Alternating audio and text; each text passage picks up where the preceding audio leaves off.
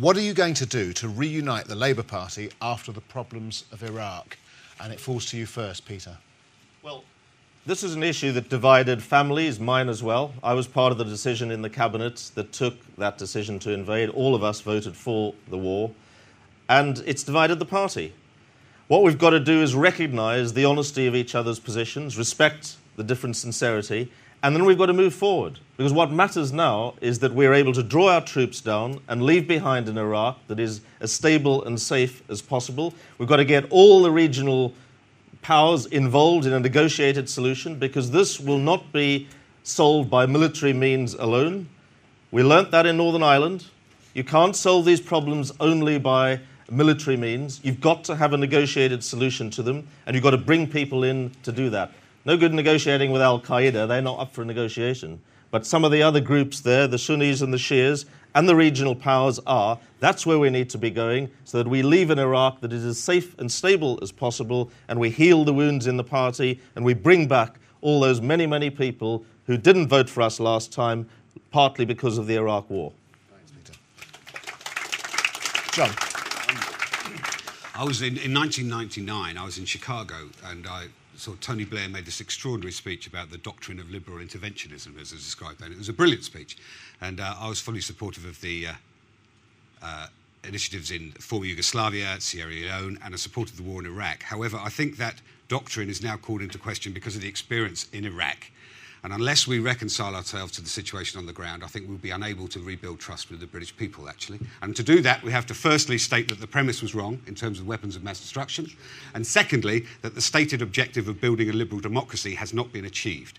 That's not just me, but when Colin Powell says that he's worried about this as descending into civil war, I think we have to acknowledge his expertise in these matters. So I think this is absolutely critical to reconcile ourselves to the situation there, to acknowledge the mistakes that have been made, and to actually have a bit of humility in apologising for what's happened and agree to an inquiry in terms of the lessons that can be learnt from it.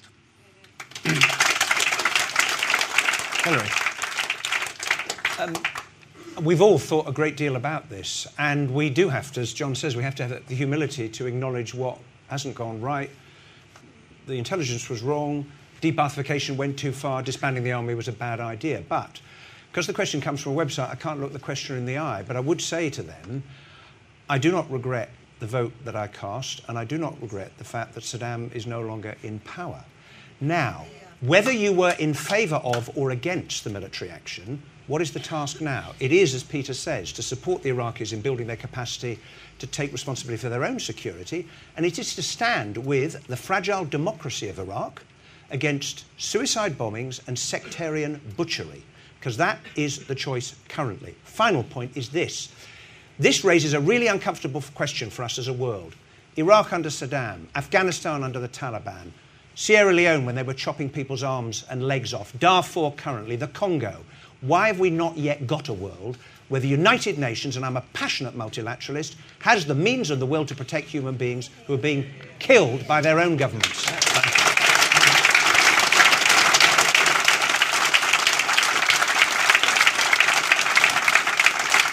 Alan.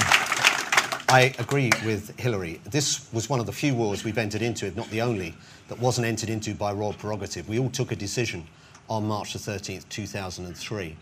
And I have to say, one of the factors is I knew Hadi Salih, the leader of the Iraqi Federation of Trade Unions, who was sentenced to death by Saddam, because forming a trade union in Iraq was a capital offence. But the questioner asked how we can unite the party. And I believe it's fundamentally important to remember that 76% of the Iraqi people voted in their government, a higher turnout than we had at our general election. 64%, I believe, voted for the new constitution. We cannot walk away and leave them to the kind of sectarian violence that Hilary was talking about. It looks as if our troops can be back from Iraq fairly soon, because 3 out of the 4 provinces in the south of Iraq that we're responsible for have now been returned to the Iraqi security forces. I genuinely like a view and a debate, I know we can't do it here, about whether we need to have an inquiry after that, whether an inquiry just sustains the problem or whether it can actually draw a line under it. I think that's a genuine issue for debate. Hazel. Well, like everybody else on this platform, we did all vote to support the military action in Iraq. And, you know, sometimes people's memories are very short. But I remember that some of the acts of barbarism that were carried out by that regime, the fact that people who spoke against that regime, in some cases, had their tongues torn out, left to bleed to death on the corner of the street. These were the images that we were faced with. I think how you reunite the party now, because it has been hugely divisive, is that we have to have a plan going forward. People have to know that there is a way forward for us in terms of supporting that very fragile democracy that's in Iraq now. And I think we all have a responsibility to make sure that the trade unionists, the women, the decent, ordinary people of Iraq have the human rights that we take for granted. But they also want to know that we can hand over the provinces from our troops to the Iraqi government. I think there has to be a bigger challenge to the Iraqi government to take on board the building of capacity, to do much more about reconciliation, bringing people together in Iraq. That's how you'll get a plan for the future. What party members want to know is that we are determined, that we're not simply just going to pull out of Iraq, but that we need to have a plan going forward. We know what we're doing, economic reconstruction, giving the people of Iraq a stake in their own future so that they can determine their future. And Hilary, I have to say, I am a passionate multilateralist too, but I think that we need to make sure the United Nations has the capacity and the will to do much more across the world. I think there were serious failings in the United Nations in terms of the ability to tackle that, and that's a hard issue, but we're going to have to face it.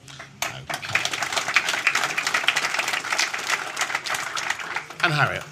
Well, I think I take a different view from Hilary. I would not have voted for the use of force in invading Iraq if I'd have known there were no weapons of mass destruction. And clearly, we were wrong about that. I think that we need an inquiry after our troops have returned home. We do need an inquiry, not just looking at the issues of the intelligence and why we went in, but what was the planning for after we actually got in. I think the third thing I'd say it's important for the party, but the public trust and confidence in Labour as well, is that we need to have a proper discussion about this country's relationship with America. For my own part, I think that they are our strong allies, but that we should do what is in Britain's interests and what is in the interests of peace and security in the world. It's not about being their allies for the sake of it. And finally, I'd say that I think that when we think and reflect on all the loss of life in Iraq, Iraqi citizens and also our troops, when we reflect on that, we must also reflect on the lives saved in Sierra Leone, in Kosovo, and through this government's remarkable programme on international development.